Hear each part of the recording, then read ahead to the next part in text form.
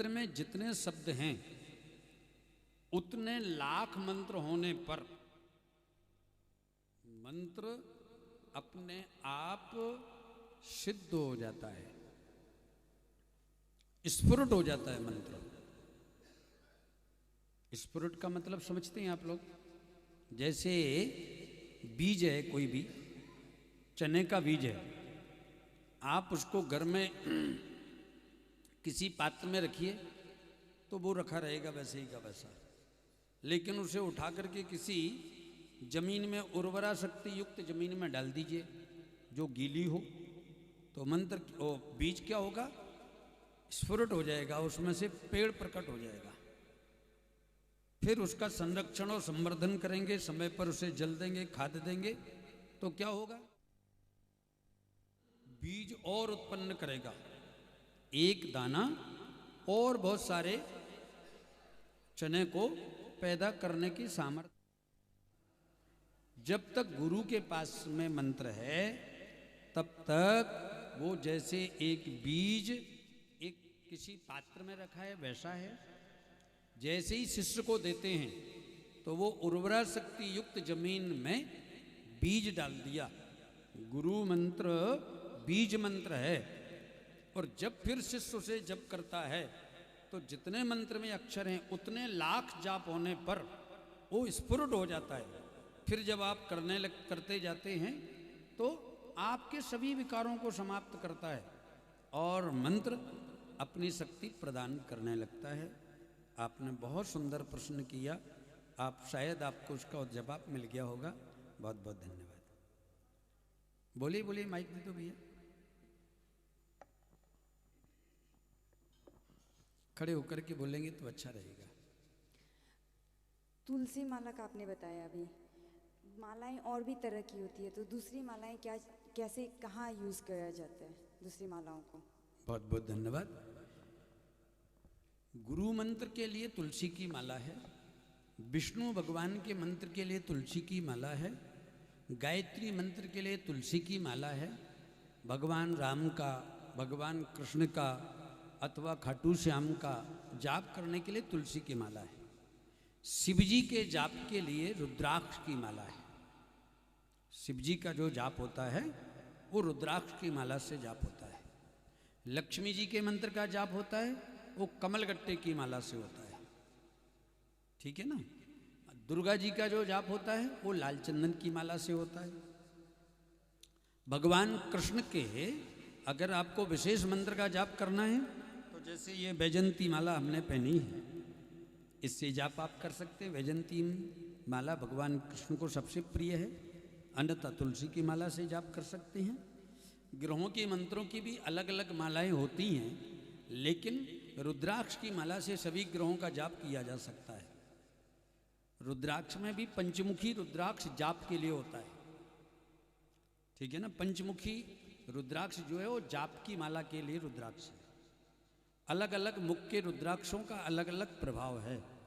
हल्दी की माला से बगलामुखी का जाप होता है, हल्दी की माला से नवग्रहों में गुरु ग्रह का जाप होता है, और हकीक की माला से जाप राहु का होता है, शनि का होता है। आमतौर पर जो प्रमुख हैं वो 4 या 5 मालाएं हैं, जिसमें पहली तुलसी है, दूसरा रुद्राक्ष है, तीसरा कमलगट्टा है, चौथा लाल चंदन की माला है और 5वां हल्दी की माला है, ठीक है ना जी।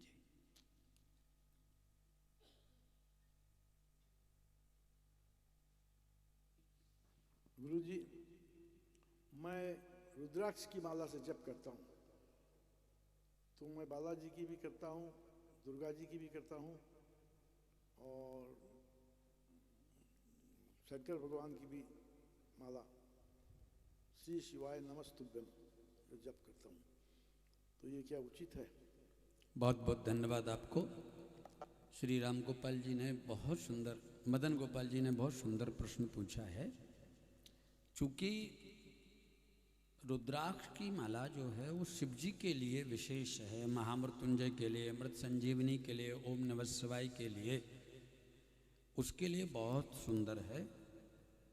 लेकिन अगर आप दुर्गा जी के मंत्र का जाप रुद्राक्ष से करते हैं, शक्ति का जाप रुद्राक्ष से करते हैं। दुर्गा जी के भी बहुत सारे मंत्र हैं, जिसमें प्रमुख मंत्र है नवार्ण मंत्र। नवार्ण मंत्र का जाप रुद्राक्ष की माला से कर सकते हैं, लेकिन उससे हनुमान जी का भी जाप कर सकते हैं। हनुमान जी रुद्रावतार हैं, परंतु दुर्गा जी का जाप जो है वो लाल चंदन की माला से करें तो बहुत अच्छा है, और या फिर तुलसी की माला से करें तो बहुत अच्छा है। जो अभी आपने मंत्र का नाम लिया, ये मंत्र शास्त्रोक्त नहीं है, ये मंत्र शास्त्रोक्त नहीं है, तो ठीक है आप जाप कर रहे हैं, बहुत अच्छी बात है। और किसी का प्रश्न हो? मैया ने हाथ उठाया, उनको माइक दे दीजिए, भेज दीजिए माइक। जिसके भी मन में शास्त्रीय प्रमाण के कोई भी प्रश्न हो पूछ सकते हैं। तो दुर्गा शिव जी का कौन सा मंत्र जप करने से ठीक रहेगा? देखिए, भगवान के सभी मंत्र बराबर शक्तिशाली है, ना तो कोई भी भगवान किसी से छोटा है और ना कोई मंत्र किसी से छोटा है। हाँ, जैसे आरोग्यता के लिए महामृत्युंजय मंत्र सर्वश्रेष्ठ है। अब किसी की स्थिति बहुत ज़्यादा गंभीर है कि उसको बचना मुश्किल है, उसके लिए अमृत संजीवनी मंत्र सर्वश्रेष्ठ है। अमृत संजीवनी मंत्र आप लोग जानते हैं कोई? नहीं। कभी आपने सुना है? नहीं। अमृत संजीवनी मंत्र होता है जिसमें गायत्री मंत्र मिला करके महामृत्युंजय का जाप किया जाता है। गायत्री मंत्र मिक्स महामृत्युंजय मंत्र। ओम हौं जुं सा ओम भूर्भुवः स्वः, फिर ओम तत्सवितुर्वरेण्यम त्र्यंबकं यजामहे, इस प्रकार से लगता है वो। तो वो लगभग 76 अक्षर का मंत्र होता है। वो उस स्थिति में होता है जिसकी क्रिटिकल परिस्थिति है। अब जैसे कोरोना में ऐसे 9 केस आए, डॉक्टरों ने हाथ खड़ा कर दिया कि अब तो बस ले जाओ, हो गया।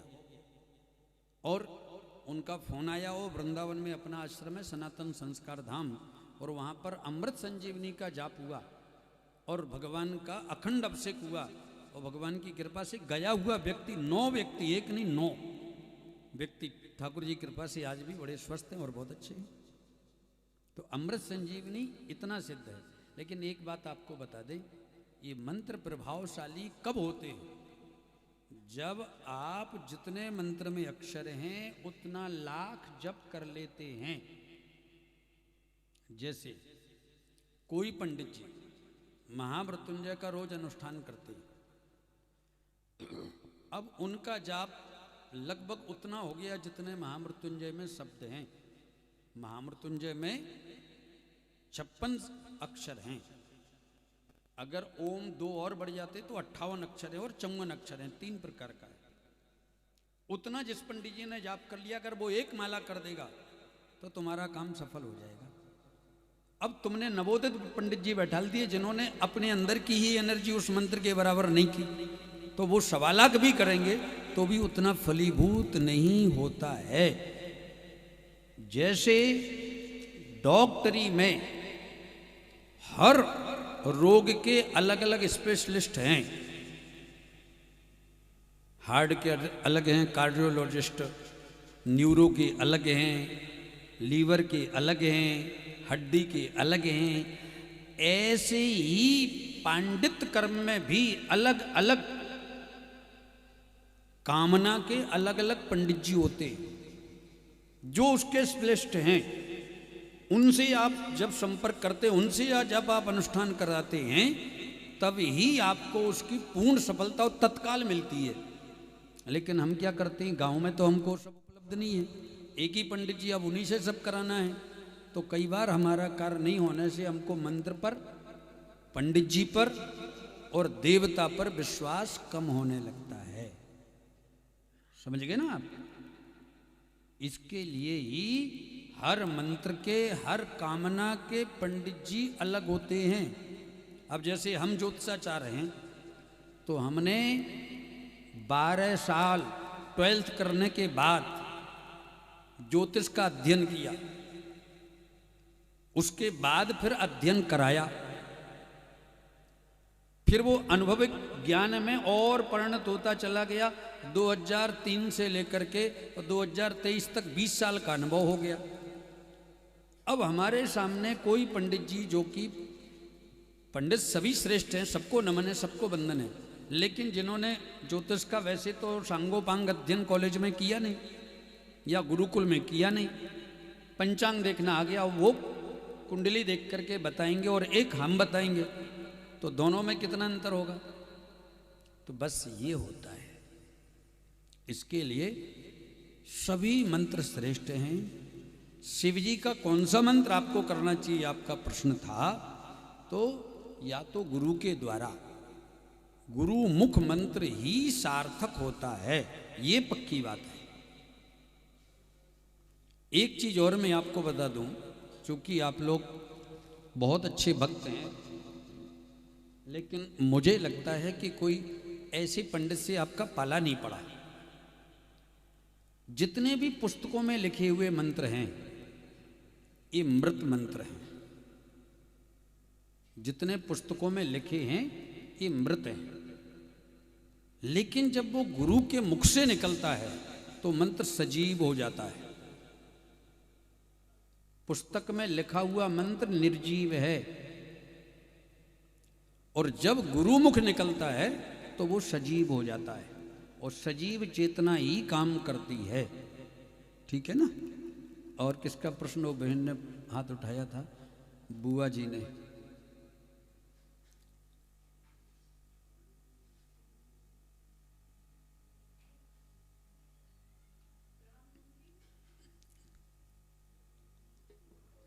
प्रणाम गुरु जी। राधे राधे। तुलसी माला धारण करने का क्या विधान है, थोड़ा समझाइए। बहुत बहुत धन्यवाद। मैया के ताली बजा करके स्वागत किया जाए। वास्तव में बहुत अच्छा प्रश्न है। तुलसी धारण बहुत बड़ा आभूषण है, और प्रत्येक व्यक्ति को तुलसी पहननी चाहिए, परंतु वो तुलसी की कंठी गुरु द्वारा प्रदत्त होती है। जैसे कन्या कब तक मांग नहीं भरती? जब तक उसका दान नहीं होता, कन्या दान नहीं होता, उसके पहले मांग भरती है क्या? नहीं ना। कन्या का जब संबंध हो जाता है, आजकल तो विवाह के बाद भी मांग नहीं भरती हैं, ऐसी माताओं को प्रणाम है, लेकिन भरना चाहिए, वो सौभाग्य का चिन्ह है। मांग भरने से जैसा वो कन्या को सब समझ जाते हैं कि विवाह हो चुका है, ऐसे ही गुरु का जो चिन्ह है प्रदत्त, वो है कंठी और तिलक। जब ब्रह्म संबंध होता है उस समय गुरु जी तुलसी की माला कंठी आपको प्रदान करते हैं, और वो आपको गले में हमेशा पहनना चाहिए।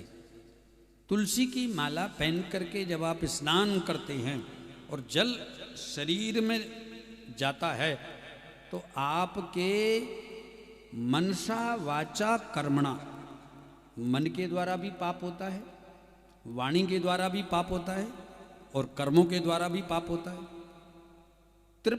तीन प्रकार के पाप केवल और केवल तुलसी कंठी गले में हैं और स्नान आपने किया, उसके जल स्पर्श मात्र से आपके तीनों प्रकार के पाप समाप्त हो जाते हैं। किसी के बारे में मन से बुरा सोच लिया, वो मनसा पाप है। किसी के बारे में बुरा बोल दिया, बुराई कर दी, वो वाचा पाप है। और आप चल रहे हैं, कुछ भी आपके हाथ से या शरीर से या पैर से गलत हो गया, वो भी पाप है। तो नंबर 1 लाभ तो त्रिविध पाप समाप्त होते हैं। दूसरा, तुलसी कंठी जिसके भी गले में है, वो जो भी चीज ग्रहण करता है, जल पिएगा तो भी भगवान भोग लगा लेंगे। तुलसी कंठ में है, हृदय में भगवान है, तो जब अंदर जाएगा तो भगवान स्वतः भोग लगा लेंगे। चाय पिए तो भी भगवान ने भोग लगा लिया, प्रसाद पाया तो भी भगवान ने भोग लगा लिया, तुलसी उसको स्वतः अर्पण हो गई। लेकिन तुलसी पहन करके आप ऐसी चीज नहीं खा सकते जिसका भगवान को भोग नहीं लगाया जा सकता, वो नहीं खा सकते आप तुलसी पहन करके। कंठी पहनने के बाद, कंठी पहनने से आप वैष्णव बन जाते हैं। कंठी पहनने से आपके जीवन में एक विशेषता उत्पन्न हो जाती है। आप साधारण मनुष्य से थोड़ा ऊपर उठ जाते हैं। ठीक किसकी दृष्टि में? देवताओं की दृष्टि में, शास्त्रों की दृष्टि में, संतों की दृष्टि में, वैष्णवों की दृष्टि में, या उन सब जनों की दृष्टि में जो शास्त्रज्ञ हैं। और तीसरा लाभ है, जिसके गले में तुलसी है उसके गले में भगवान का पट्टा है। हमने कल कहा था ना, एक होता है कुत्ता फालतू और एक होता है पालतू। हैं? कंठी पहन ली आपने तो यमराज अथवा ऐसी आसुरीय शक्ति या बहुत सारे प्रकार का बैक्टीरिया आपके शरीर को स्पर्श नहीं कर सकता है। तुलसी के तो मैया बहुत सारे लाभ हैं। ये प्रश्नोत्तरी में तो केवल संक्षिप्त में ही आपको बता रहे हैं। कभी हमारे YouTube चैनल पर देखिए, तुलसी महिमा, सनातन भक्ति पद चैनल पर डला हुआ है तुलसी महिमा। उसमें 108 प्रकार के लाभ होते हैं तुलसी की कंठी पहनने मात्र से। ठीक है ना भैया? जय श्री कृष्ण जी। बोलिए। महामृत्युंजय जाप जो हम लोग करते हैं, ओम त्र्यंबकम यजामहे ये वाला, और ओम जूम सा, क्या दोनों एक ही है? बहुत बहुत धन्यवाद आपको। दोनों में बहुत अंतर है। ओम त्र्यंबकं यजामहे सुगंधिम पुष्टिवर्धनम उर्वारुकमिव वंदनान मृत्युर्मुक्षीय मामृतात्। ये वैदिक मंत्र है। ये मंत्र है। इसको आप अगर संकल्पित होकर के कार्य सिद्धि के लिए करते हैं तो ये उतना फलीभूत नहीं है। उसके आगे और पीछे बीज मंत्र लगाना होता है। बीज वो है ओम हरोंग जुंगसा। हरोम नहीं है, हरोंग अंग की बिंदी है। हरोंग, हेरोंग, हा रा औ की मात्रा और अंग की बिंदी, हिरोंग जूं सह। ओम भूर्वा स्वा। ओम त्र्यंबकं यजामहे सुगंधिम पुष्टिवर्धनम उर्वारुकमिव वंदनान मृत्योर्मुक्षीय मामृतात्। ओम स्वा भुवा भू।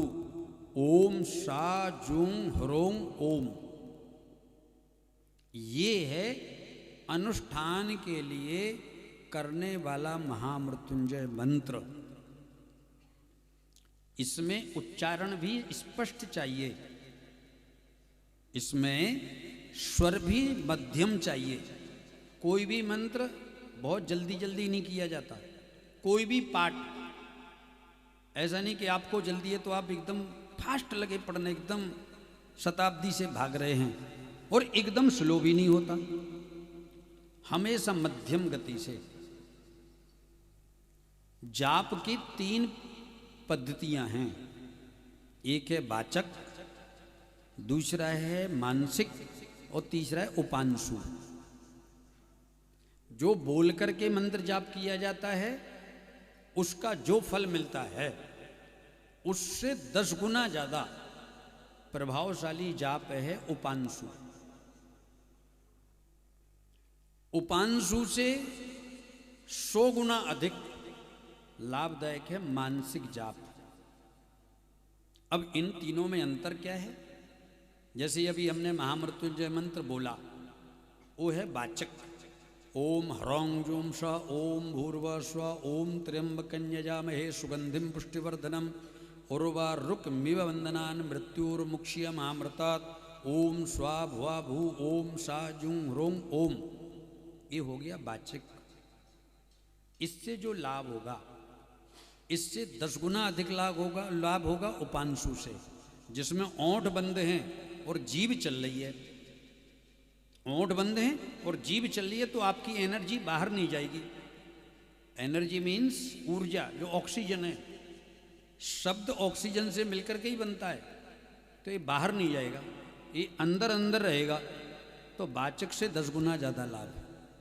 और उपांशु में ना तो जीभ हिलती है ना ओंठ हिलते हैं, वो मन से होता है। मन मन में मंत्र चल रहा है और आपके नेत्र बंद हैं, चेतना आपकी प्रज्वलित है, हैं, चेहरे की आभा और बढ़ी हुई है, आपकी कांति एकदम खिली हुई है, वो मानसिक जाप है। वो वाचिक जाप से 1000 गुना ज़्यादा लाभ देता है। ठीक है मैया? तो आपने महामृत्युंजय का पूछा था, तो जो अनुष्ठानात्मक जाप है वो ओम ह्रौं जुम स ओम भूर्भुवः स्वः आगे और पीछे में उल्टा ओम सह स्वा भुआ भू ओम सा जुम घ्रों ओम, ये लगा के करना चाहिए। नित्य प्रति में वैसे ही करते हैं तो आप ये कर सकते। ओम त्र्यंबकं यजामहे सुगंधिम पुष्टिवर्धनम उर्वारुकमिव बंधनान् मृत्योर्मुक्षयमामृतात् ओम। ओम जरूर बाद में लगाना चाहिए, ये संपुट है। और किसी का कोई प्रश्न?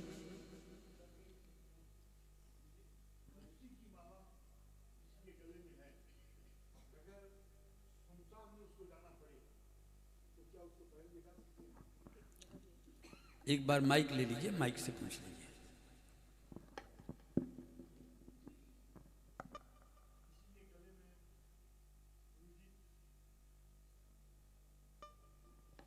गुरुजी, किसी के गले में तुलसी की माला है तो किसी की मौत पर अगर शमशान में जाना पड़े तो उस माला को उतार के जाना चाहिए या पहने हुए जाने पे कोई एतराज? बहुत बहुत धन्यवाद, आपने बहुत सुंदर प्रश्न किया।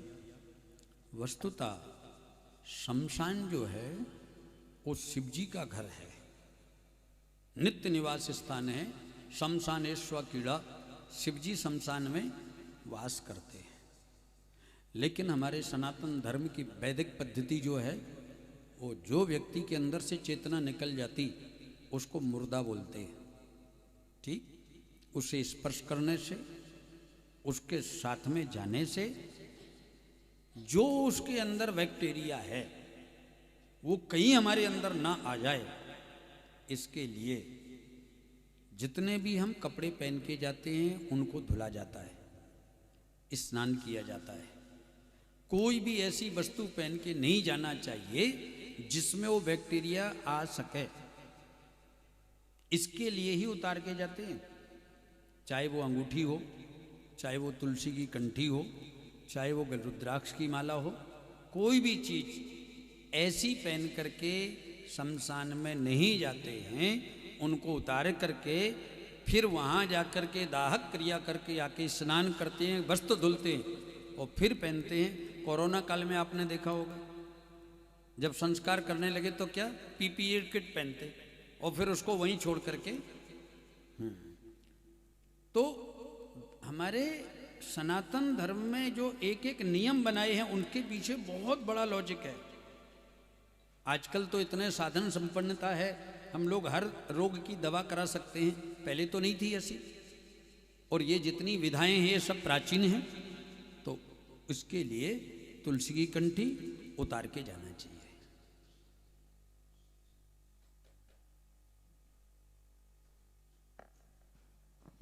गुरुजी, आप बताएं, कंठी पहन के जो भी हम भोजन ग्रहण करते हैं वो भगवान के भोग लगता है, क्योंकि हमारे हृदय में भगवान है, तो हमें वही खाना चाहिए जो भगवान को ही भोग लग सकता है। तो कभी कभार हम बाहर खाना खा लेते हैं जिसमें प्याज लहसुन होता है, तो उसका क्या नियम है? बहुत बहुत धन्यवाद पूजा जी। चूँकि नियम ये है कि वैष्णव को वो वस्तु ग्रहण नहीं करना चाहिए जो भगवान को जिसका भोग नहीं लगता, नंबर 1। फिर भी अगर आपको ऐसी अवस्था में कोई पार्टी में जाना या कहीं भी जाकर के प्रसाद पाना है तो आप तुलसी की कंठी को उतार के जाइए, और बाद में जब आप पहनते हैं तो गंगा जल पान करके और पुनः तुलसी की माला को आप धारण कर लीजिएगा।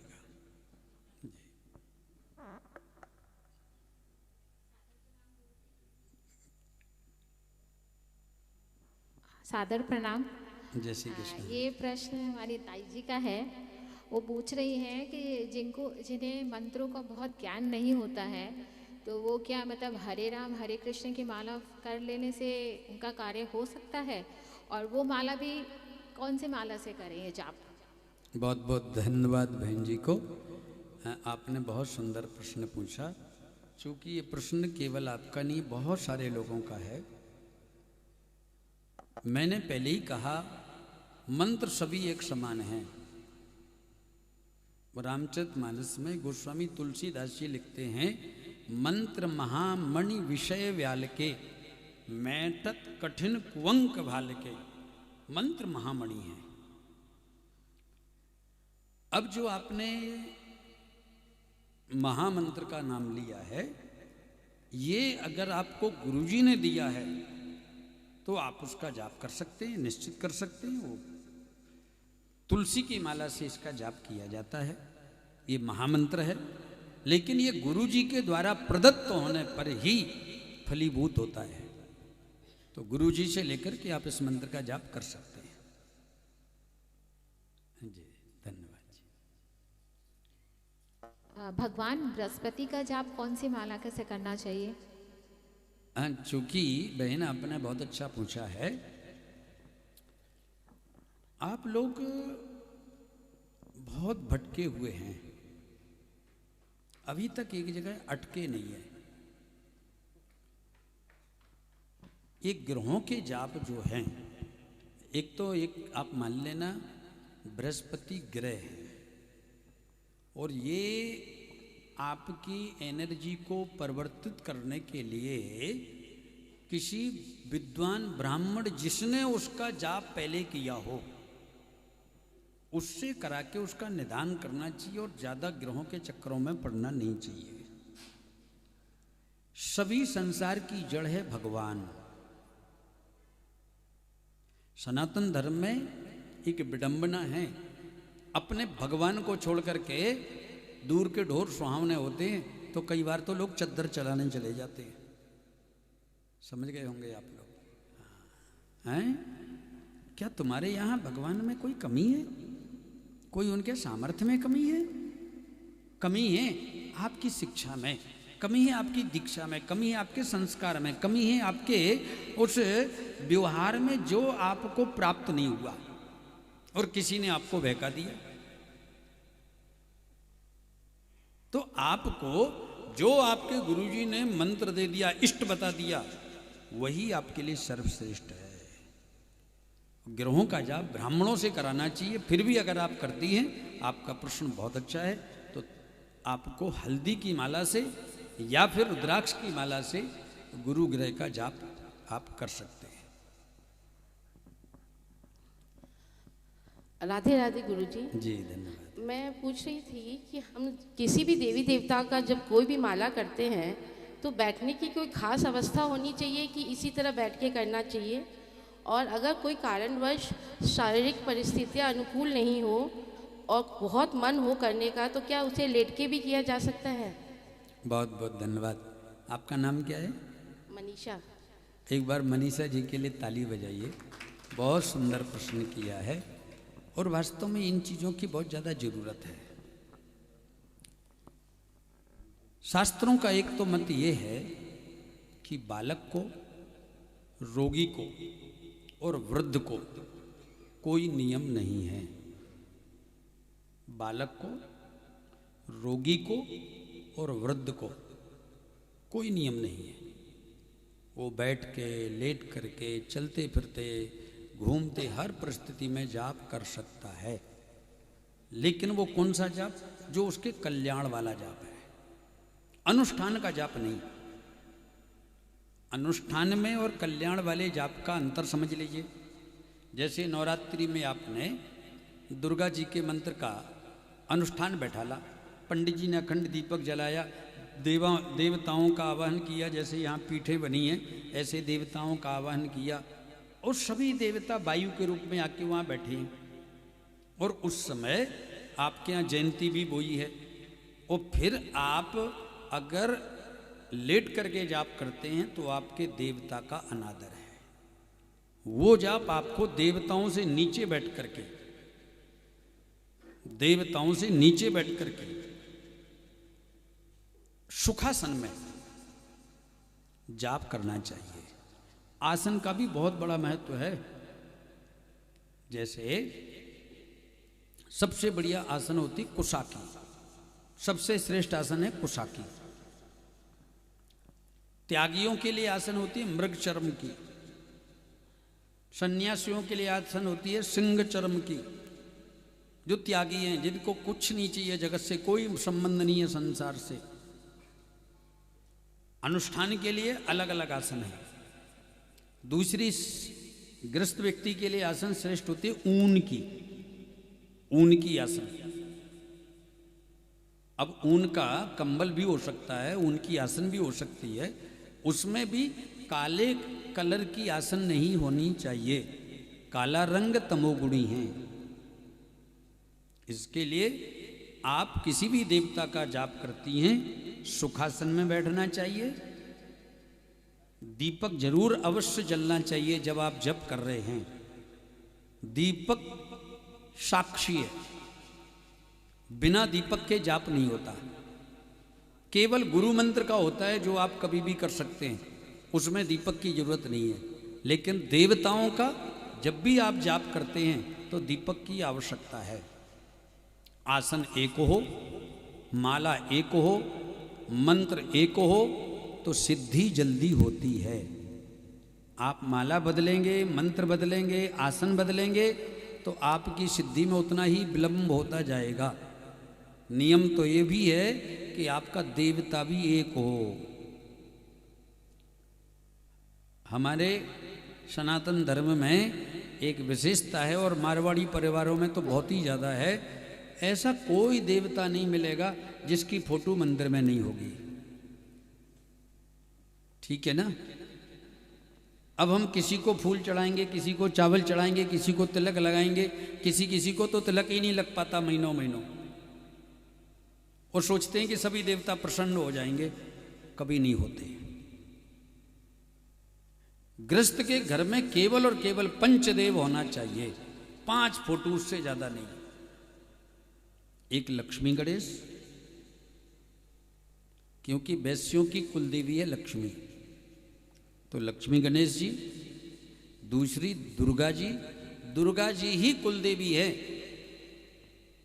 चाहे वो कोई भी कुलदेवी आपकी, वो सब दुर्गा का रूप है, दुर्गा जी।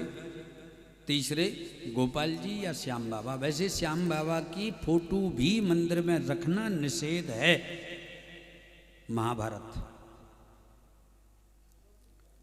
तो गोपाल जी, चौथे हैं शिव जी, और 5 में आपको अगर उचित लगता है तो फिर आप विराजमान कर सकते हैं जो आपके ग्राम देवता हैं।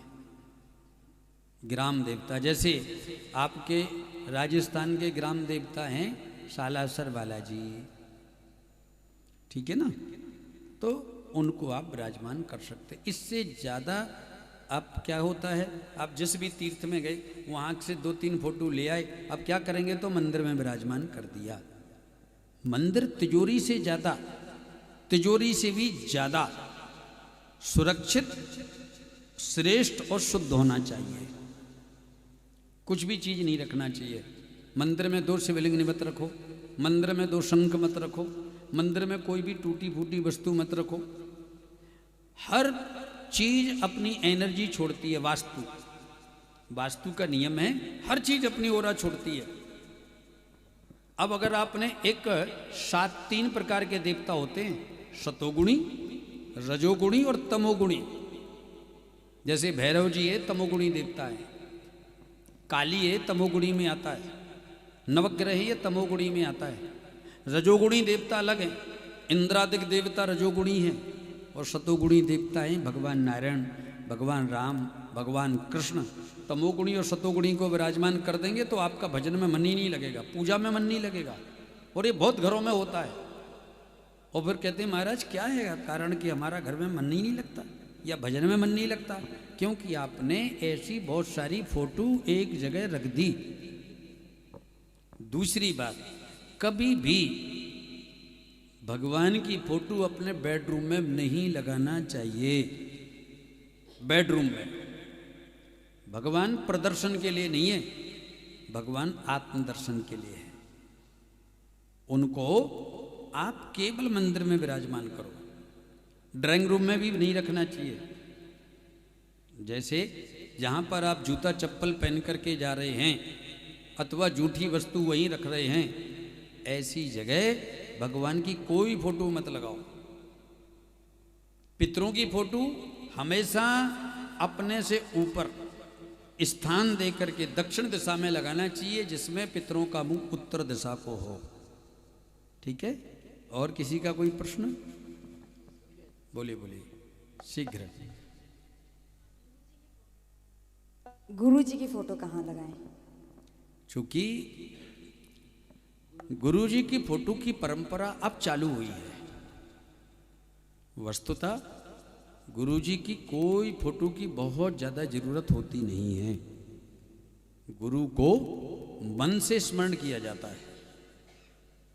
गुरु भगवान को बताने का एक माध्यम है, गुरु भगवान नहीं है और भगवान से भी बड़ा है। गुरुर् ब्रह्मा गुरु विष्णु गुरु देवो महेश्वरा, गुरु साक्षात परब्रह्मा तस्मै श्री गुरुवे नमः। गुरु व्यापक है, गुरु शरीर नहीं है। आप सोचो कि हमने इस शरीर से मंत्र ले लिया तो ये शरीर गुरु है, गुरु शरीर नहीं है। गुरु उसका ज्ञान है। गुरु क्या है? कल एक मैया पूछ रही थी, हमने गुरु मंत्र लिया फिर हमारे गुरु जी आज तक हमको मिले ही नहीं, क्या हम द्वारा गुरु मंत्र ले सकते हैं? तो मैंने कहा हाँ ठीक है ले सकते हैं, क्योंकि उसके मन में भाव आ गया कि वो मेरे गुरु जी नहीं है, वो हमको मिले ही नहीं तो गुरु जी क्या चीज के। गुरु जी विराट, आकाश से भी बड़ा है गुरु, समुद्र से भी गहरा है गुरु, जिसके अंदर सभी भगवान विद्यमान है उसका नाम है गुरु। गुरु सूर से भी विराट है, गुरु के रोम रोम में सूर बसते हैं, उसका नाम गुरु होता है।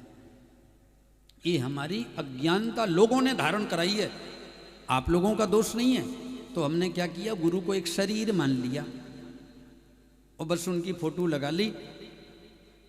सोचने लगे कि बस गुरु जी की फोटो लगी तो हमारी भक्ति हो गई। नहीं, राजस्थान में सीकर एक जगह है, आप लोगों ने देखी होगी। वहाँ हमारे एक शिष्य हैं, उनका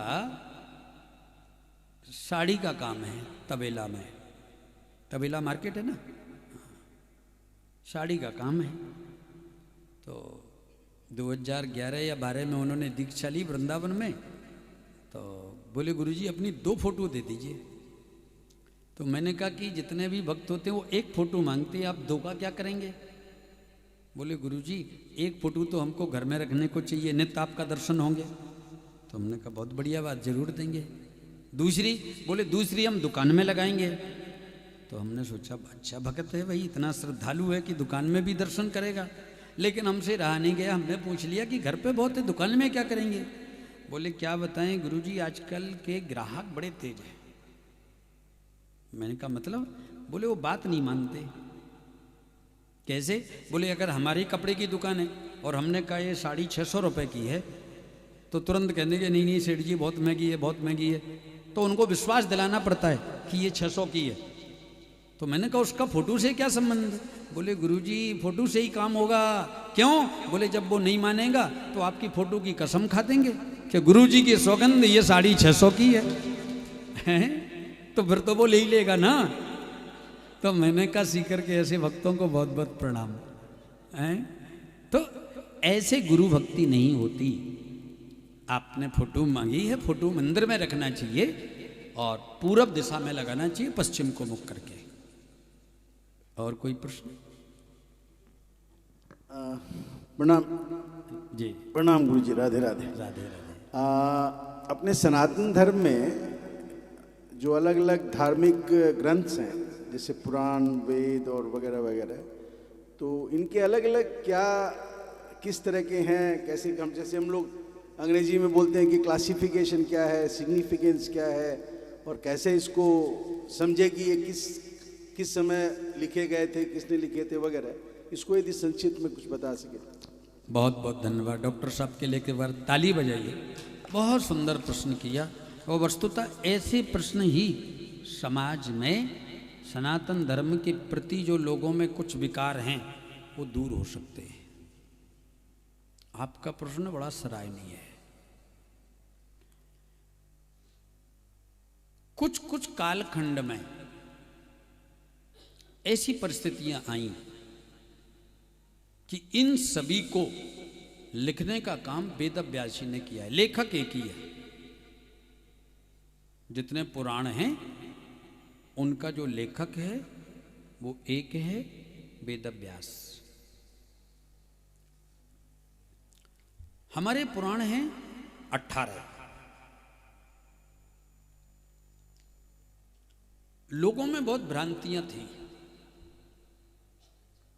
जैसे राम को मानने वाले भी कुछ लोग हैं, कृष्ण को मानने वाले भी कुछ लोग हैं, कुछ लोग यज्ञ नारायण को, अग्नि को मानते हैं, कुछ लोग गणेश जी को मानते हैं, कुछ लोग शिव जी को मानते हैं। तो वेद व्यास जी ने जो शिव जी को मानने वाले विशेष लोग हैं उनके लिए शिव पुराण का निर्माण किया। उनके लिए जो शिव जी को मानने वाले विशेष लोग हैं उनके लिए शिव पुराण का निर्माण किया और उसमें शिव जी की महिमा का गान किया। जो गणेश जी को विशेष मानने वाले हैं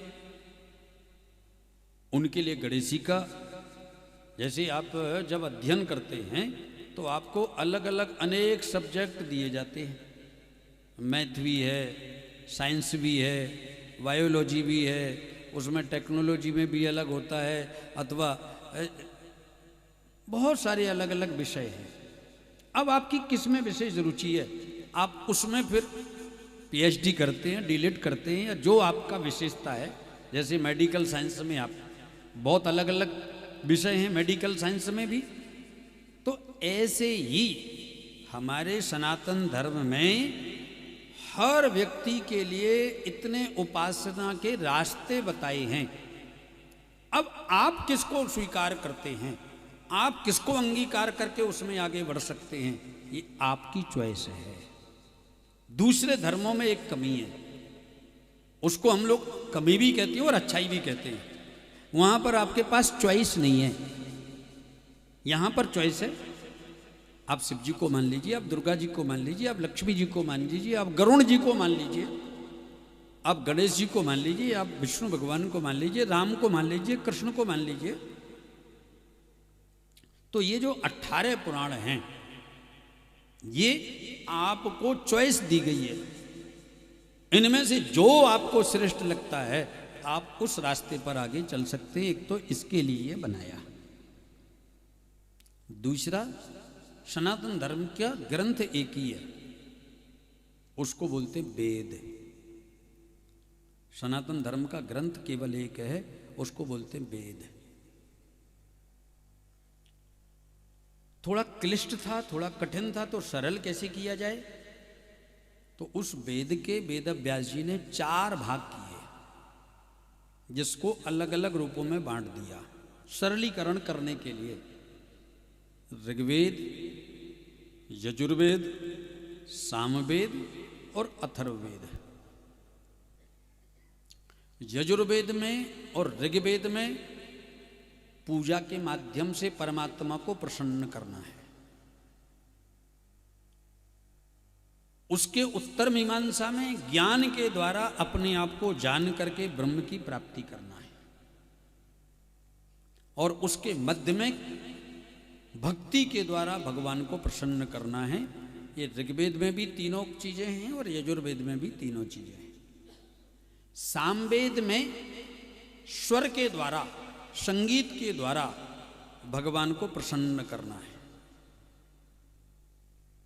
और अथर्ववेद में आपको शरीर को स्वस्थ रखते हुए अपने अंदर यात्रा करते हुए पर ब्रह्म, निर्गुण ब्रह्म, निराकार ब्रह्म की उपासना करना है, ये अथर्ववेद में। तो ये सभी वेद, फिर उसके उपवेद हैं, फिर शाखाएं हैं, फिर बहुत ऋषियों ने उस पर रिसर्च करके अपने अपने ग्रंथ और लिखे। परंतु हमारे सनातन धर्म भारतवर्ष में सब धर्म से जुड़े हुए थे। इसको देख करके आतताइयों ने आक्रमण किया। पहले प्रिंटिंग प्रेसें नहीं थी,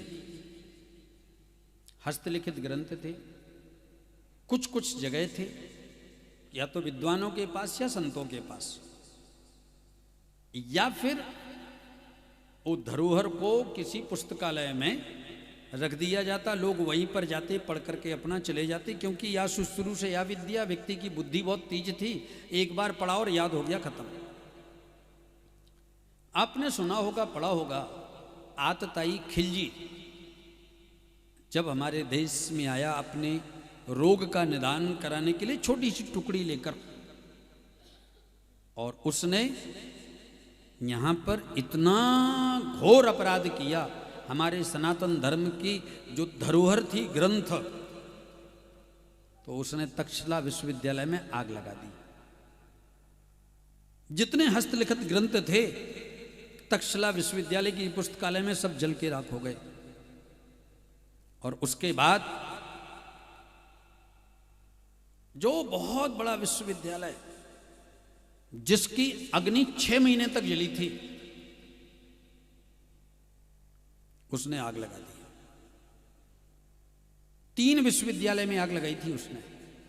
उस समय के ग्रंथ जितने थे सब जल करके राख हो गए। फिर ये तो जिन जिन को याद था उसको लिखा, इसीलिए कई ग्रंथों में थोड़ा बहुत कहीं ना कहीं ऐसे लगता है कि ये मिक्स किया गया है।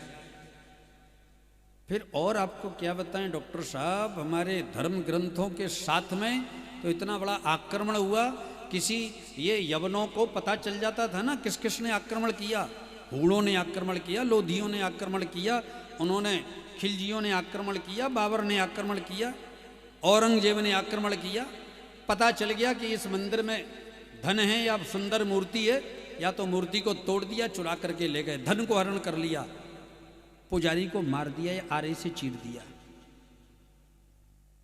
जो बड़े बड़े विद्वान थे उनसे कहा तुम अपने ग्रंथ को बदलो, नहीं बदलते तो चौराहे पर खड़ा करके त्रिशूल पर लटका देते। 3-3 दिन पर तड़प तड़प करके आदमी मरा है।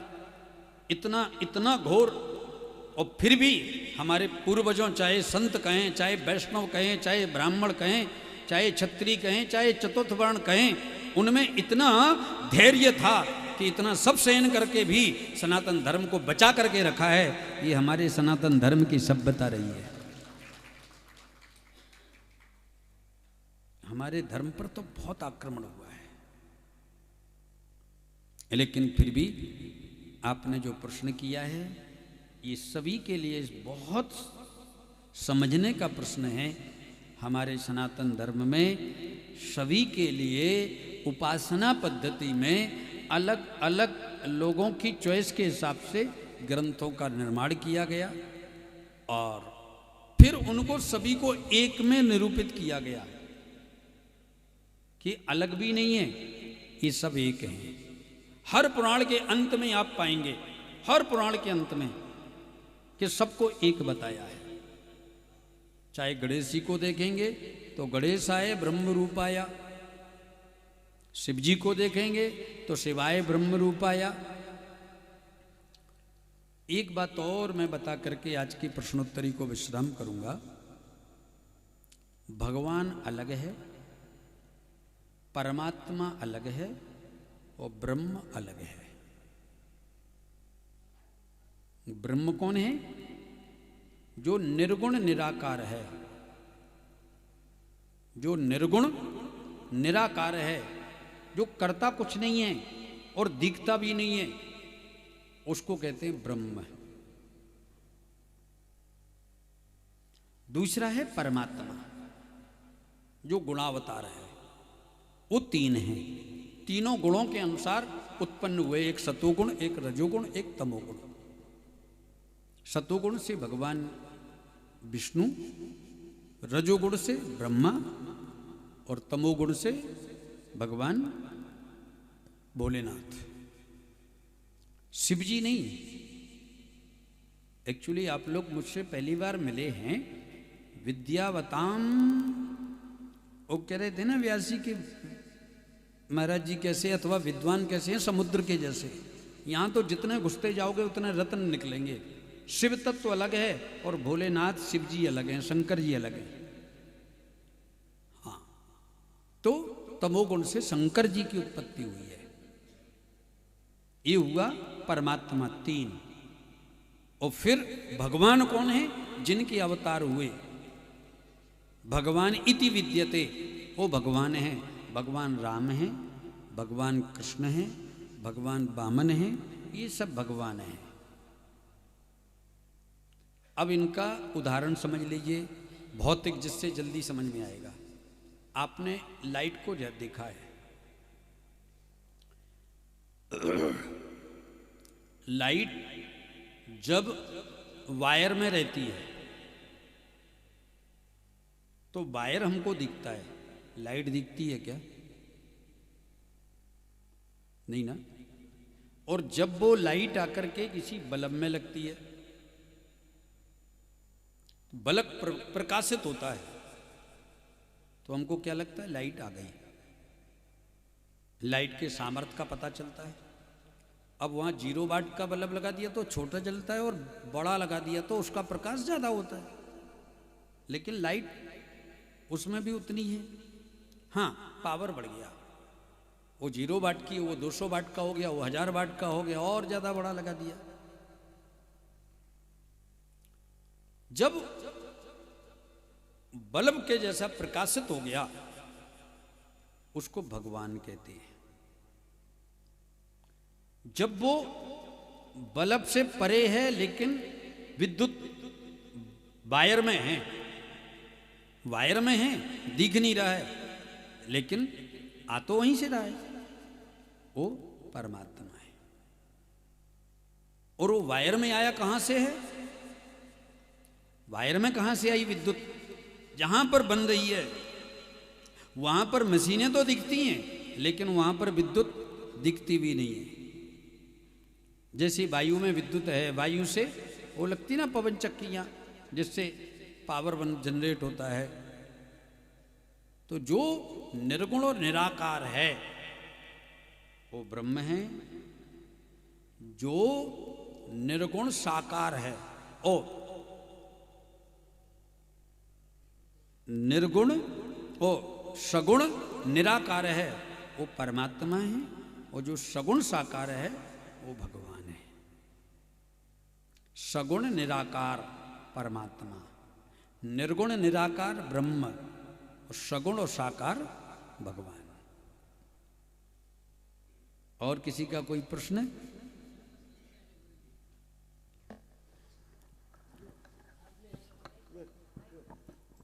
लास्ट है ना?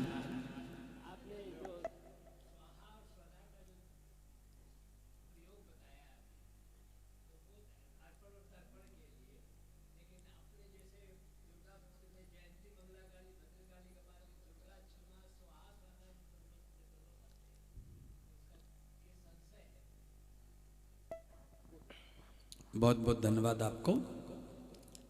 चूंकि उस मंत्र में देवताओं को और जो शरीर से चली गई चेतना को, जो देवतुल्य है, उसको एक समान माना गया है। उसको चेतना को आपने देखा होगा, देवताओं का हवन होता है तो साथ में पितरों का भी हवन कराते हैं ना, उसी कुंड में कराते हैं। बस नाम बदल जाता है। देवताओं के लिए स्वाहा लगता है और पितरों के लिए स्वधा लगता है, बस इतना बदल जाता है, परंतु होता उसी कुंड में। स्वाहा स्वधा ये दोनों ही यज्ञ की पत्नियां हैं, दोनों ही बराबर हैं, कोई कम नहीं है। ठीक है ना? अर्पण तर्पण के लिए नहीं है वो स्वाहा स्वधा,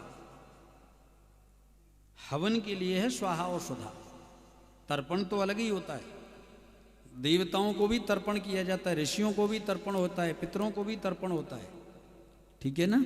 बहुत बहुत धन्यवाद। कल हम लोग फिर मिलेंगे ठीक 10 बजे से, और कल प्रश्नोत्तरी रहेगी। आप कल पूछिएगा, लिख लीजिए, किसी का भी प्रश्न बाकी नहीं रहेगा। कल पूछिए।